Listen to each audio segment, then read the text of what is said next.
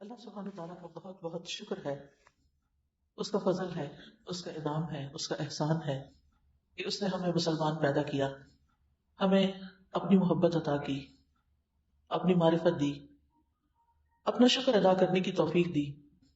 اس کا شکر ہے اس نے ہمیں قرآن دیا جو کہ ایک بہت بڑی نعمت ہے۔ قرآن مجید کے بارے میں اللہ تعالیٰ فرماتے ہیں، یا ایھا الناس، اے لوگو، قد جاءتکم موعظۃ من ربکم، تمہارے پاس تمہارے رب کی طرف سے عظیم نصیحت آ چکی ہے، وشفاء لما فی الصدور، اور اس کے لیے سراسر شفا ہے جو سینوں میں ہے۔ کوئی بھی دکھ، درد، تکلیف، اداسی، غم، پریشانی، ڈپریشن، اینگزائٹی، کسی بھی قسم کی کوئی چیز جو دلوں کو تکلیف دینے والی ہے، اس سب کے لیے، ہر بیماری کے لیے یہ قرآن شفا ہے۔ وَهُدًى وَرَحْمَةٌ لِّلْمُؤْمِنِينَ، اور مومنوں کے لیے سراسر ہدایت اور رحمت بن کر آئی ہے یہ کتاب۔ ہم سب جانتے ہیں کہ قرآن مجید اللہ سبحانہ تعالیٰ کی نازل کردہ کتاب ہے، یہ اللہ کا کلام ہے، یہ حروف، یہ الفاظ، یہ کلام، یہ رب العالمین کی طرف سے آیا ہے۔ جبریل علیہ السلام جو فرشتوں کے سردار ہیں اس کو لے کر آئے ہیں، محمد الرسول اللہ جو تمام انسانوں کے سردار ہیں، تمام پیغمبروں کے سردار ہیں، ان پر یہ کتاب نازل ہوئی ہے، اور یہ امت محمدیہ صلی اللہ علیہ وسلم کا ایک بہت بڑا اعزاز ہے کہ اللہ نے دین کو ان پر مکمل کیا اور انہیں اس کتاب سے نوازا۔ یہ کتاب وہ کتاب ہے جس سے دلوں کی اصلاح ہوتی ہے، جس سے حالات بدلتے ہیں، جس سے انسان بدلتے ہیں، جس سے انسانوں کے حالات درست ہو جاتے ہیں۔ یہ رب العالمین نے انسانوں ہی کے فائدے کے لیے بھیجا ہے۔ یہاں اس آیت کے اندر 4 باتیں بیان ہوئی ہیں کہ یہ قرآن ایک نصیحت ہے، یہ سینوں کی بیماریوں کے لیے شفا ہے، یہ ہدایت کا باعث ہے، اور یہ مومنوں کے لیے رحمت کا باعث ہے۔ یعنی یہ قرآن سراسر فائدے کی کتاب ہے۔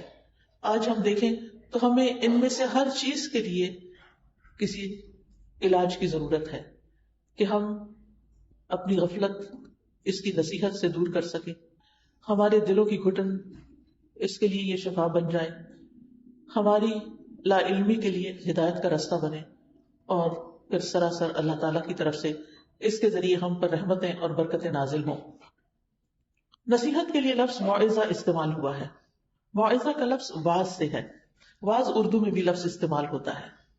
موعظہ ایسا واعظ ہوتا ہے جو انسان کو اس کا انجام یاد دلاتا ہے، اچھا بھی اور برا بھی، کہ جیسا کچھ انسان کرتا ہے ویسا ہی اس کا انجام ہوگا۔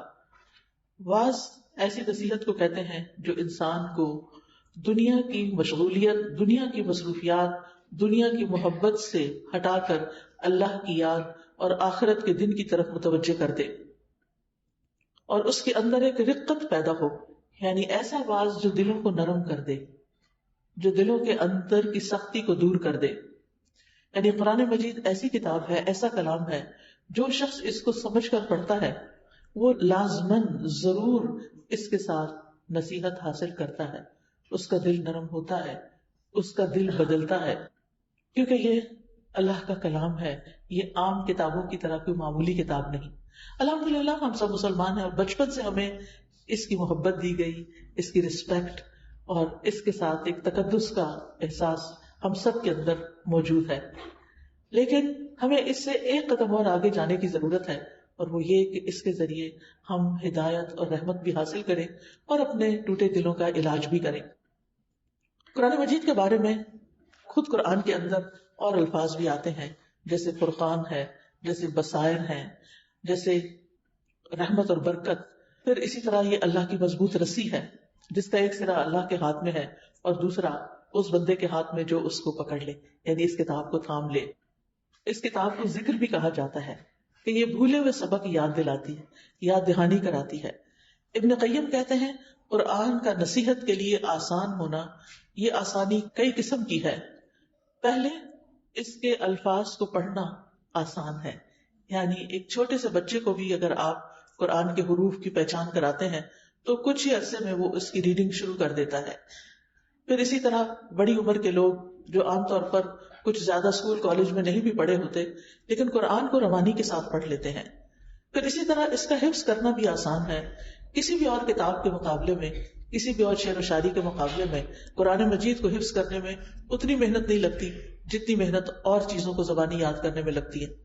اور اس کی گواہی یہ کہ ہر ایج کے، ہر عمر کے بچے اور ہر عمر کے لوگ اس کو یاد کر لیتے ہیں. پھر یہ کہ اس کے معنی کو سمجھنا بھی آسان ہے.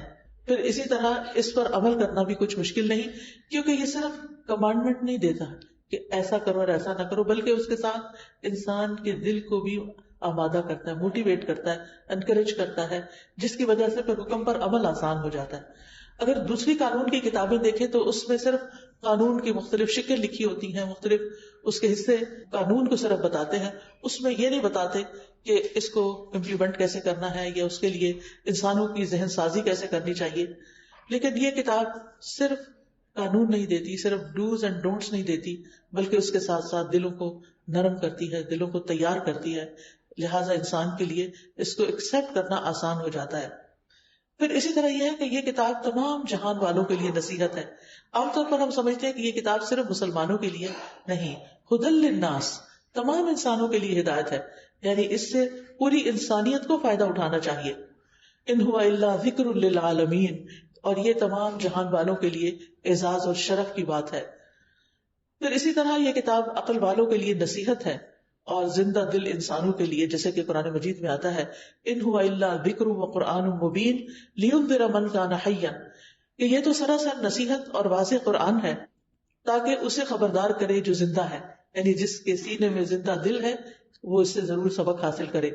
رہا وہ شخص جس کا دل مر چکا ہے، جو غفلت میں ڈوبا ہوا ہے، تو اگر وہ قرآن پڑھتا یا سنتا بھی ہے تو بہت زیادہ فائدہ حاصل نہیں کرتا.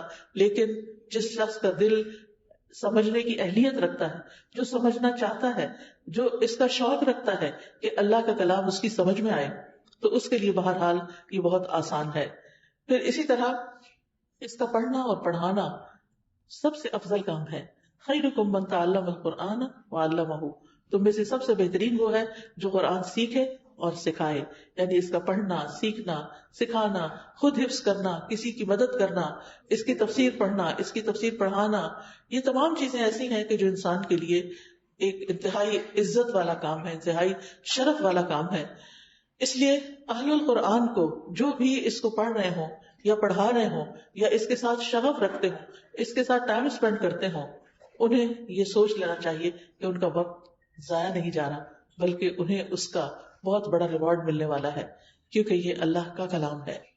قرآن پڑھنے والے اور پڑھانے والے اور قرآن کے ساتھ شغف رکھنے والے اللہ کے خاص لوگ ہوتے ہیں.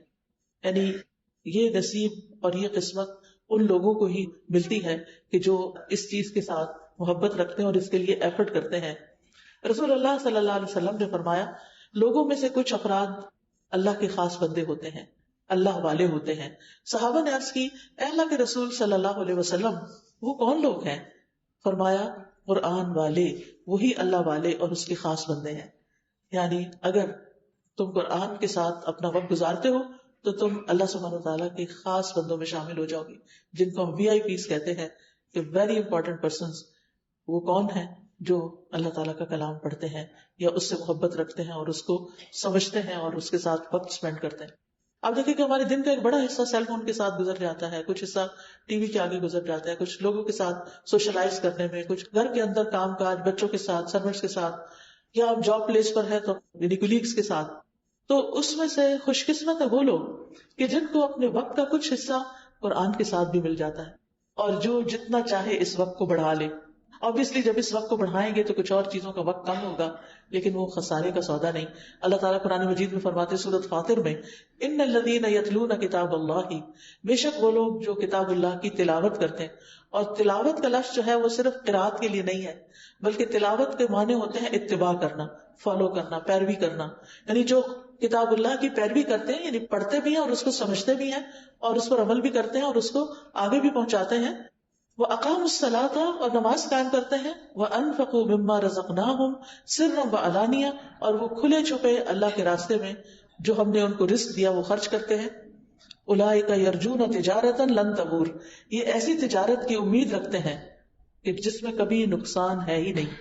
دنیا میں کوئی بھی بزنس، کوئی بھی سودا ایسا نہیں کہ جس میں انسان یہ سمجھے کہ مجھے اس میں صرف نفع ہی ہوگا. بہت سی چیزیں، بہت سے بزنس ایسے ہوتے ہیں بہت نفے پہ جا رہے ہوتے ہیں، بہت اوپر ہی اوپر جا رہے ہوتے ہیں، اچانک کوئی ایسا حادثہ ہوتا ہے کہ سب کوئی ڈکلائن پہ آتا ہے، سب نیچے چلا جاتا ہے. لیکن جو لوگ یہ 3 کام کرتے ہیں، یعنی قرآن کی تلاوت، قرآن کے ساتھ تعلق، نماز کا قیام یعنی پابندی کے ساتھ نماز پڑھنا، نماز نہیں چھوڑنا، اور اللہ کے دیے ہوئے میں سے خرچ کرتے رہنا، یہ لوگ اللہ کے ساتھ ایسا سودا کر رہے ہیں کہ جس میں فائدہ ہی فائدہ ہے، جس کا کوئی نقصان ہے ہی نہیں. یعنی اللہ سبحانہ و تعالیٰ انہیں ان 3 کاموں پر بہترین اجر عطا فرمائے گا.